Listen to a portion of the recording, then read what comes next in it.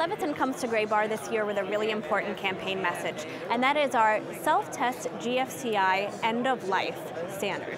UL defines GFCI End of Life as when a GFCI device is incapable of providing ground fault protection and passing its internal test function.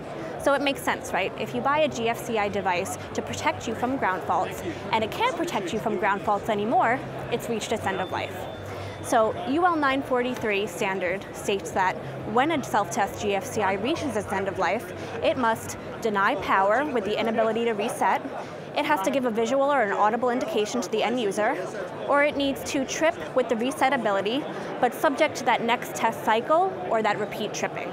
So in the case of GFCI receptacles, GFCIs are required to respond if their SCR or their solenoid fails.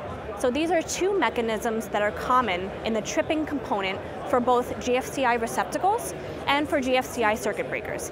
And just to be clear, when I say GFCI circuit breakers or receptacles, I mean dual function or standalone. As long as it has that ground fault technology built in, it falls under this standard. And we've come here today to just let folks know that you can provide more complete protection to the end user by choosing a Leviton SmartlockPro self-test GFCI or dual function AFCI GFCI device.